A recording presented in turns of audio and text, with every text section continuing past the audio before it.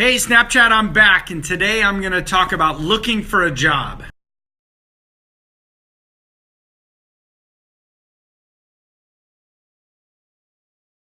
The first thing I want to tell you about looking for a job at a startup company is if you're looking in recruiting databases, or if you're actually talking to recruiters, then you're too late for the best jobs in the market. Here's what I mean.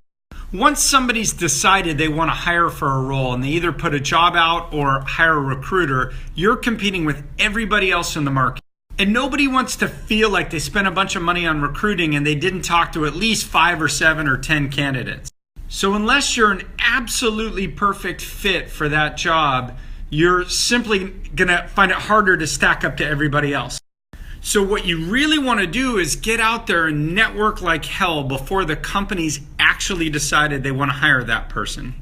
They may not yet have a spec for example, for a head of marketing or for a head of finance, but you just happen to get their mind thinking about it. The way to do this is something called informational interviews.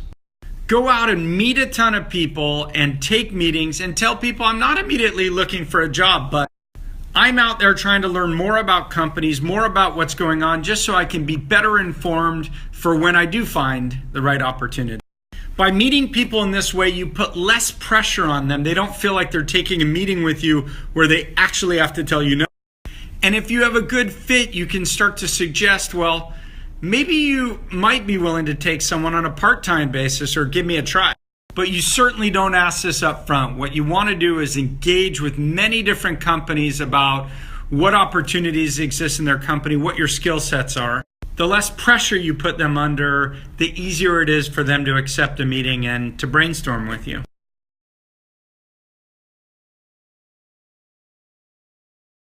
I get a lot of people who contact me from New York or Seattle or San Francisco, and they ask about job opportunities in Los Angeles. I always tell people, if you really know you want to work in a city, let's say, for example, LA, you're way better off to just move there and start looking. There's several problems with looking remotely. First is you're going to feel more pressure to take the first offer you get because you don't get to see enough of what's in market.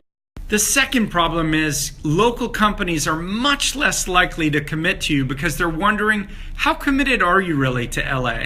I don't want to feel guilty if you move from New York to LA and I decide you don't work out, so I'm less likely to take a chance on you. You don't even need to be fully moved to that market. Perhaps you just go get an Airbnb and start acting like you're in the market. Being in market allows you to free up your schedule so you can take a lot of impromptu meetings. I know it's riskier, I know it's costlier, but you have to determine, do you really want to be in that market like LA? And if you do, you got to get there. See, if you're interviewing for jobs and you're competing against 5 or 6 other people looking for similar jobs, they're always going to go with people already in market. Unless, of course, your skills are just that much better than other people, but you're already starting at a disadvantage.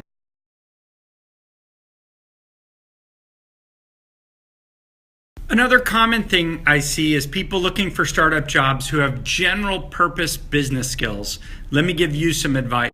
Of course, almost all startups hire really functional skills in a company, like they clearly know they need programmers, they clearly know they need product people, but then you go out and you say, we need marketers or we need finance people.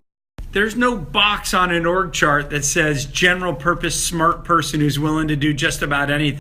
So if you fall into that bucket, which is a lot of people, here's what I recommend. Show people what skills you're good at and point out that you can actually pick up a lot of job functions for the CEO.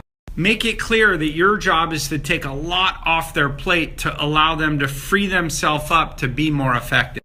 You want to emphasize, for example, you're good at business development, you're good at operations, you can help them with legal or finance.